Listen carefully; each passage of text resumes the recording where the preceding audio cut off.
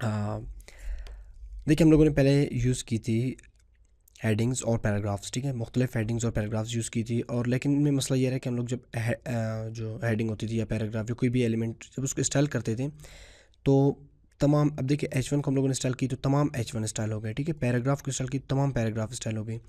तो इस प्रॉब्लम को सॉल्व करने के लिए, यानी आप ये सोच रहे थे कि मैं इस पैराग्राफ को अलग कलर या इसको अलग स्टाइल देना चाहता हूँ या इस पैराग्राफ को अलग कलर और स्टाइल देना चाहता हूँ, तो वो बेसिकली आप क्लासेस और आईडीज़ की मदद से आप कर सकते हैं, ठीक है। क्लासेस या क्लास या आईडी बिल्कुल यही समझ लें कि सेम होती है, लेकिन इनमें एक छोटा सा डिफरेंस होता है, वो मैं इसी टॉपिक में आपको क्लियर करवा देता हूँ, ठीक है। सबसे पहले इसको लेते हैं, इसको मैं क्लास असाइन करता हूँ, ठीक है, क्लास। अच्छा, इसको इन स्टाइल्स को ख़त्म करते हैं, ठीक है। क्लास रेड, ठीक है, इसको मैंने एक एट्रीब्यूट यूज़ कर ली क्लास के नाम से और उसको वैल्यू दे दी रेड, ठीक है, नई क्लास एट्रीब्यूट आ गई क्लास। अब हेड सेक्शन में क्लास को डॉट से ज़ाहिर करते हैं, डॉट्स अब आगे तो मतलब क्लास को हम लोग कॉल करने जा रहे हैं, ठीक है। वैसे हम लोग रेड को कॉल नहीं कर सकते, तो डॉट लगाने के बाद जब रेड लिखते हैं तो बेसिकली इससे मुराद ये है कि क्लास को हम लोग सेलेक्ट करने जा रहे हैं। यानी अब सिर्फ इस स्पेसिफिक इस H1 को, अब ये इस H1 को ही स्टाइल कर सकते हैं यहाँ पे, ठीक है। क्या करना चाहते हैं आप, सपोज़ कलर, देखिए कलर इस पे अप्लाई हो गई है, फॉन्ट साइज़, ठीक है, ये भी अप्लाई हो गई है, फॉन्ट फैमिली,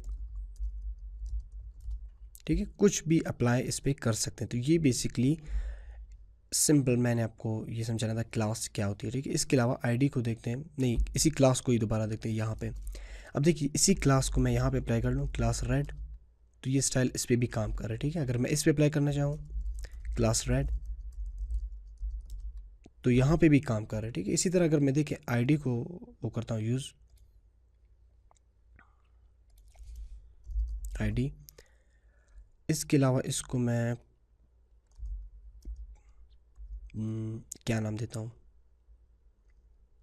स्टाइल सपोज। अब आईडी को यहाँ पे क्लास को डॉट से ज़ाहिर कर देते ना, आईडी को अपने हैश सिंबल से ज़ाहिर करना है, हैश।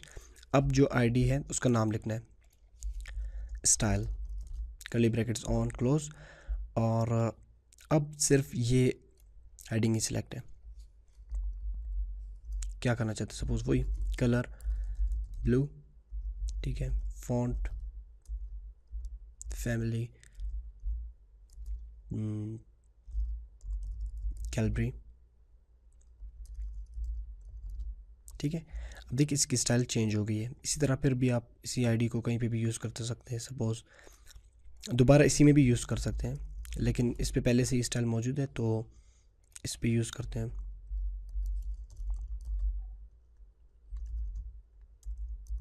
स्टाइल, ठीक है।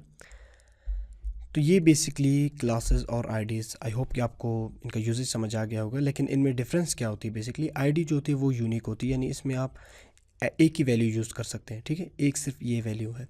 लेकिन क्लास में आप एक से ज़्यादा वैल्यू यूज़ कर सकते हैं। सपोज़ किस तरह, मैं एक और क्लास बनाता हूँ अंडरलाइन के नाम से, और इसमें नया प्रॉपर्टी यूज़ कर रहा हूँ टेक्स्ट डैश डेकोरेशन अंडरलाइन। ये बेसिकली क्या करता है, टेक्स्ट की जो डेकोरेशन होती है, अंडरलाइन ओवरलाइन ये लाइन थ्रू आप कुछ भी कर सकते हैं। अंडरलाइन तो नाम से ही ज़ाहिर है कि टेक्स्ट को अंडरलाइन करेगी। अब ज़रा मैं इसको यहाँ पे यूज़ कर लूँ, यहाँ पे एक और टैग लेता हूँ स्पैन के नाम से, ठीक है। स्पैन भी एक नया टैग है, वो आप इन चीज़ों के स्टाइल देने के लिए यूज़ करते हैं। इसको भी ये क्लास में असाइन करता हूँ, क्लास अंडरलाइंड। अब देखें सिर्फ ये पार्ट स्टाइल हो रहा है, ठीक है। लेकिन हमें समझना है क्लास को, तो क्लास मैंने आपको बताया था कि आईडी यूनिक होती है, यानी आप इसमें एक की सिर्फ वैल्यू यूज़ कर सकते हैं, लेकिन क्लास में आप एक से ज़्यादा वैल्यू यूज़ कर सकते हैं, ठीक है। मैंने एक इसको रेड की क्लास भी असाइन की है और एक और क्लास असाइन करता हूँ अंडरलाइन के नाम से, ठीक है। तो देखिए ये एक जो रेड की क्लास है ये भी इस पे काम कर रहा है और अंडरलाइन क्लास भी इस पे काम कर रही है। एक और आप क्लास बना लो, सपोज़ कुछ मतलब एक अगर कोई और क्लास आप बनाते हैं और इस पे इस तरह अप्लाई करना चाहो ना, तो वो भी आप कर सकते हैं इस तरह, ठीक है। नेम कुछ भी यूज़ कर सकते, लेकिन आईडी में आप इस तरह यूज़ नहीं कर सकते। देखिए मैं एक और आईडी अगर बना लूँ अंडरलाइन के नाम से, टेक्स्ट डेकोरेशन अंडरलाइन, ठीक है। अब अगर मैं इस पर यूज़ कर लूँ अंडरलाइन, तो वो स्टाइल भी चली गई, क्योंकि ये यूनिक होती है तो इसमें एक की वैल्यू आती है, ठीक है। अब ये काम कर रहा है। और इसके अलावा आईडी को हम लोग जावास्क्रिप्ट में भी यूज़ करते हैं, ठीक है। जावास्क्रिप्ट में भी ये बहुत यूज़ होता है। तो क्लासेस और आईडीज़ का मतलब एक बहुत ही अहम किरदार होता है सीएसएस में।